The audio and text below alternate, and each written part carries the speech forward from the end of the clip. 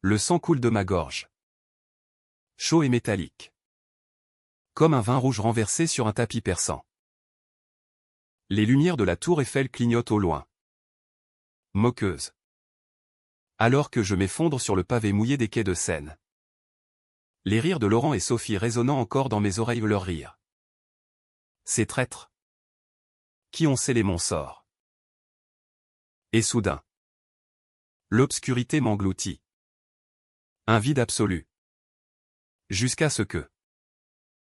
Je me réveille. Haletante. Dans mon lit de l'appartement du Marais. Le soleil filtrant à travers les volets mi-clos. Et la date sur mon téléphone, le 15 juin 2022. 3 ans avant ma mort.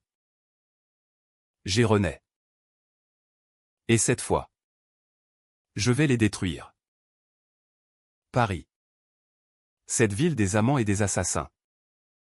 M'avait toujours paru un écrin de velours pour mes ambitions. J'étais Émilie Duval. 32 ans. Journaliste d'investigation au Le Monde. Spécialisée dans les scandales financiers qui rongeaient les artères de la République. Mon bureau. Un cagibi enfumé sous les combles du 5 rue des Italiens. Regorgé de dossiers jaunis et de notes griffonnées à la hâte. Laurent. Mon fiancé depuis 5 ans. Était le golden boy de la finance. Un trader impitoyable chez BNP Paribas. Avec ses costumes sur mesure et son sourire qui désarmait les suspects les plus endurcis. Sophie. Ma meilleure amie depuis l'ENA, cette école élitiste qui forge les élites françaises comme des épées damassées. Était avocate pénaliste. Une blonde aux yeux de velours qui plaidait pour les puissants avec une éloquence qui faisait trembler les juges. Nous formions le trio parfait, ambition. Passion. Loyauté. Ou du moins. C'est ce que je croyais. Ce matin-là. Le 15 juin 2022. Tout recommença comme une horloge déréglée. Je m'extirpai du lit.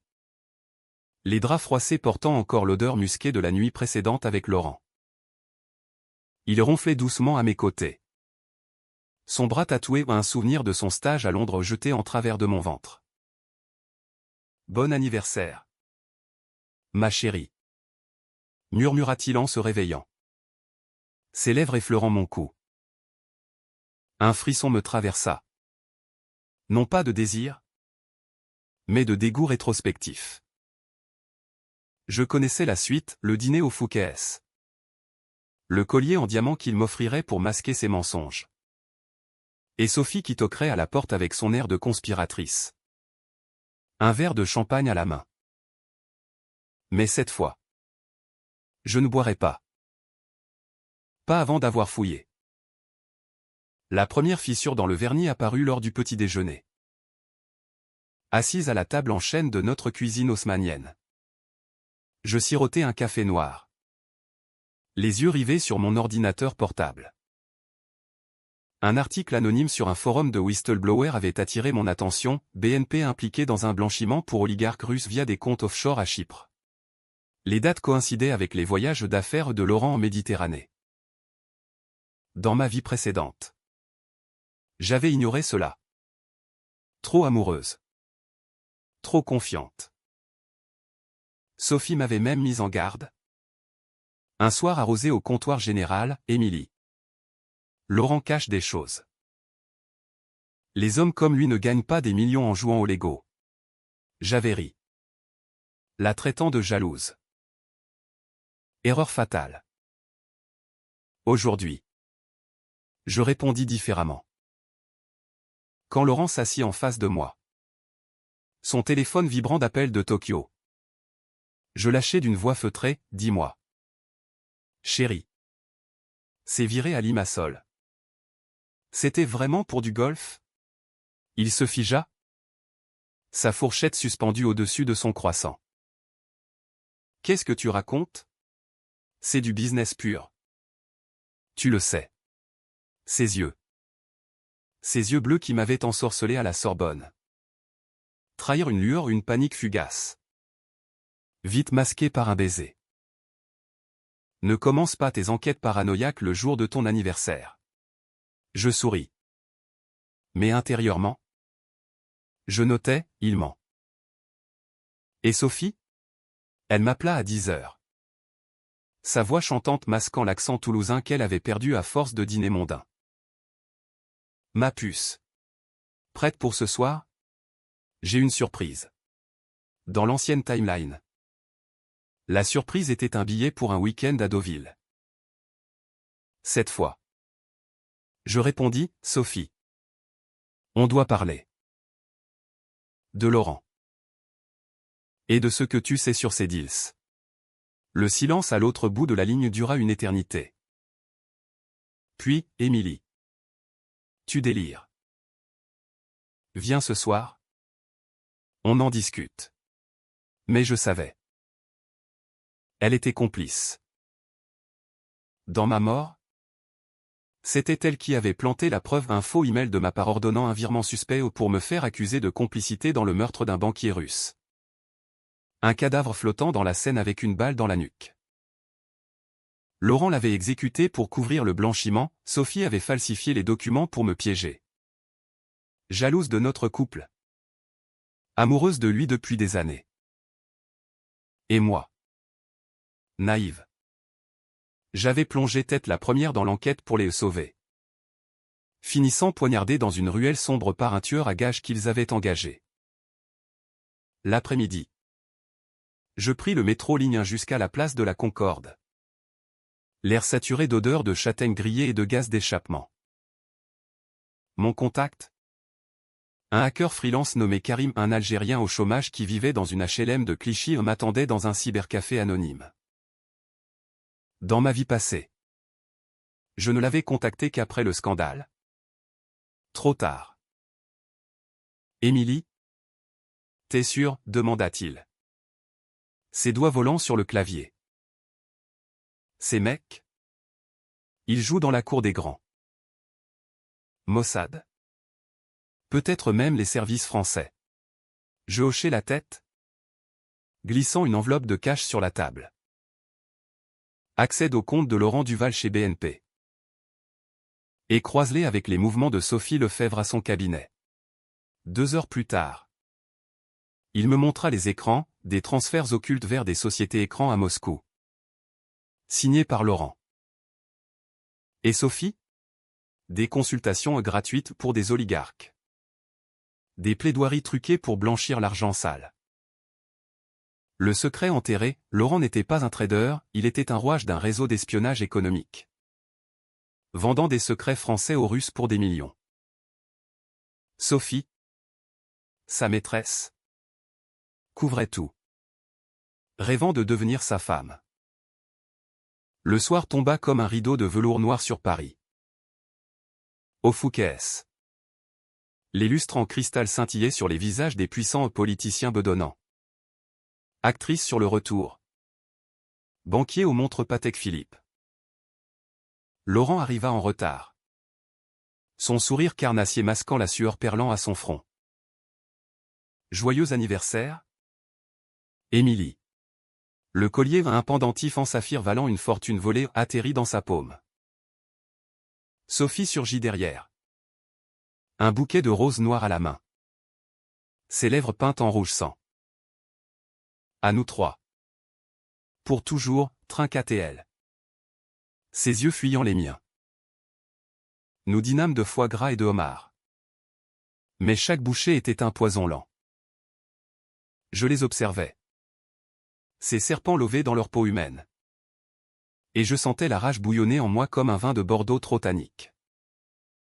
C'est alors que je lâchai la première flèche. J'ai vu les transferts. Laurent. Limassol. 2021. 5 millions d'euros vers Euro Invest Ltd. Et toi? Sophie. Tes factures pour M. Ivanov. Le silence tomba comme une guillotine. Laurent blêmit. Son verre tremblant. De quoi parles-tu? C'est une blague d'anniversaire? Sophie rit nerveusement. mais ses ongles s'enfoncèrent dans la nappe. Émilie, tu as trop bu. Allons. On rentre? Non. Pas cette fois. Je sortis mon téléphone. Envoyant un signal à Karim, lance la fuite. À minuit. Le monde buserait d'un leak anonyme l'épreuve. Numérisé. Irréfutable. Ils me raccompagnèrent chez nous. L'air du taxi chargé d'électricité statique. Dans l'ascenseur. Laurent murmura, tu ne sais pas dans quoi tu mets les pieds. Émilie. Des gens puissants te protégeront. Ou t'écraseront. Sophie. Collée à lui. Ajouta d'une voix sifflante, lâche ça. Ou tu regretteras. Je souris dans le miroir poli de l'ascenseur. Trop tard. J'ai déjà regretté une fois. Pas deux. La nuit fut un tourbillon de murmures et de mensonges. Laurent essaya de me séduire. Ses mains familières sur ma peau. Mais je le repoussai. Feignant la migraine. Sophie partit tard. Laissant un baiser froid sur ma joue à un baiser empoisonné. Comme celui de Judas. Seul dans le noir. Je fouillai l'appartement, sous le parquet de la chambre. Le coffre-fort de Laurent. Code, notre date d'anniversaire. À l'intérieur. Des disques durs. Des passeports falsifiés. Et une lettre de Sophie à Laurent. Datée d'il y a 2 ans, mon amour. Émilie doit disparaître. Elle fouine trop. Utilisons-la comme bouc émissaire pour l'affaire Ivanov. Le cœur battant. Je photographiai tout. La vengeance n'était plus un fantasme, elle était une lame aiguisée. Le lendemain. Le chaos éclata. Les journaux titraient « Scandale BNP, blanchiment russe au cœur de Paris ». Mon bureau fut assiégé de reporters. Mon rédacteur en chef me félicitant pour elle anonyme qui avait sauvé ma carrière. Mais Laurent et Sophie? Ils étaient aux abois. Il m'appela 100 fois. Voix brisée, Émilie. C'est un malentendu. Reviens. On s'explique. Elle, plus vicieuse, débarqua à mon travail. Larmes aux yeux, traîtresse. Tu nous détruis pourquoi? De la jalousie? Je la toisais. Froide comme la Seine en hiver. Non. Sophie. Pour la justice. Et pour moi. Pourtant. La peur s'insinuait. Des ombres me suivaient dans le métro. Des voitures anonymes stationnaient sous mes fenêtres. Un soir, en rentrant d'un rendez-vous avec un procureur, un vieil amant de l'ENA prêt à ouvrir une enquête. Je sentis une piqûre dans le cou. Un chiffon imbibé de chloroforme. Réveil dans une cave humide. Quelque part en banlieue. Les poignets liés à une chaise rouillée. Laurent se tenait là. Costume froissé. Un pistolet à la main, le même qui avait tué Ivanov. Tu aurais dû mourir la première fois. Émilie. Mais le destin t'a donné une seconde chance. Pas nous. Sophie. À ses côtés. Un scalpel scintillant, on va simuler un suicide. Tragique fin de la journaliste qui en savait trop. C'est là que le twist surgit. Comme un coup de théâtre dans une pièce de Racine. La première fois, murmurai-je. Feignant la terreur. Laurent ricana, oui. On t'a eu. Et on t'aura encore. Mais j'avais prévu. Dans ma poche. Un mouchard GPS. Activé par Karim. Et sous la chaise. Un couteau de cuisine subtilisé lors du dîner. Tandis qu'ils se disputaient, tue-la vite. Non. Fais-la souffrir. Je tranchai mes liens. Le coup partit, la balle effleura mon épaule. Mais je plongeai. Le scalpel de Sophie se plantant dans la cuisse de Laurent. Hurlements. Chaos. Je m'enfuis dans la nuit. Appelant la police depuis un téléphone public. Urgent, tentative de meurtre. Banlieue Nord. Impliquant Laurent Duval et Sophie Lefebvre. Les sirènes hurlèrent. Les menottes claquèrent. Au commissariat de la rue de Saulois. Les preuves déferlèrent, les disques durs. Les emails. Les témoignages de Karim. Laurent s'effondra. Avouant tout ou le meurtre. Le blanchiment. La trahison. Sophie. Hystérique. Hurla, c'était pour nous. Pour notre amour. Mais l'amour. En France. Ne lave pas les crimes.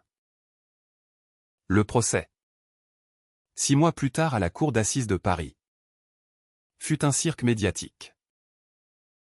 Je témoignai. Impassible. Sous les flashs des photographes. Ils m'ont trahi. Ils m'ont tué. Et ils recommenceraient. Les jurés. Des Parisiens ordinaires las des élites corrompues. Les condamnèrent, perpétuité pour Laurent. 20 ans pour Sophie. Pourtant. La victoire avait un goût amer. Dans la salle d'audience. Alors que les gardes les emmenaient. Laurent tourna la tête vers moi. Un sourire tordu, tu crois que c'est fini. Émilie? Le réseau est plus grand. Ils viendront pour toi. Et il avait raison. 3 mois après. Une bombe artisanale explosa dans mon appartement à un avertissement des oligarques. Je survivis. Brûlé mais vivante. Et quitté Paris pour un village en Provence. Sous une nouvelle identité. Là. Sous le soleil de lavande. Je repris l'écriture en un livre sur la Renaissance. Sur la vengeance qui guérit ou détruit. Ai-je eu raison? Cette seconde vie m'a rendu monstre ou héroïne? Paris. Avec ses lumières éternelles. Ne réponds pas. Mais une chose est sûre, j'avais tort d'ignorer son avertissement. Et maintenant? Tout s'est produit exactement comme elle l'avait prédit.